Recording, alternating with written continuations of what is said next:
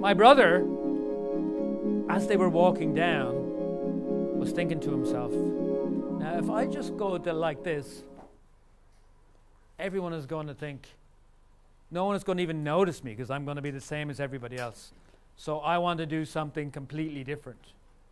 And the photographer couldn't check, because now you'll often see a photographer, he takes a photograph, like Jim there, he'll take a photograph, and then he will look at the back of the camera.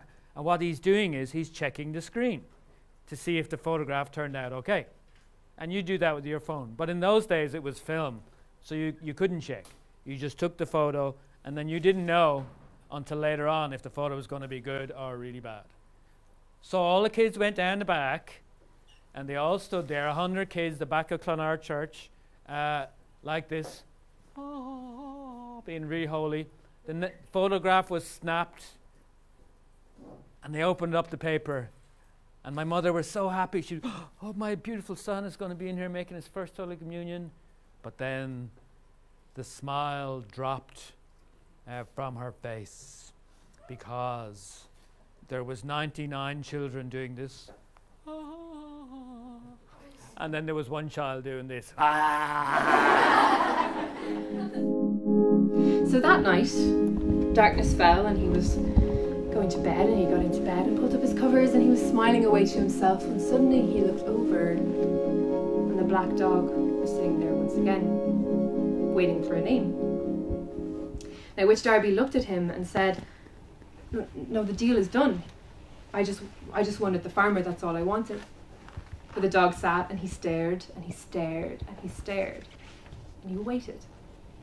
And he tries spells of banishments and potions and everything he can think of, but the dog won't leave. And it's starting to come near dawn, and the dog begins to whine and whine. He's waiting for a name. So finally, Witch Darby, not really knowing what to say, he says, the farmer's wife. And the next morning, the farmer's wife has disappeared.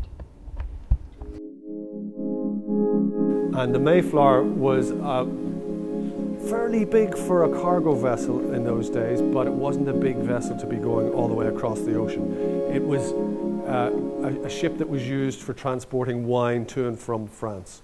And so it was known as a sweet-smelling ship, which meant it smelt of vinegar kind of thing. So they're loading up here. Our heroes are in the background, and they're slipping on quietly there, do you see? And in the foreground, you see all those animals that were going on. They'd already put all the turnips and the potatoes and the fruit and all sorts of things that they needed, all the kind of food that they needed, and dried meat and dried fish. They had lots of that kind of stuff.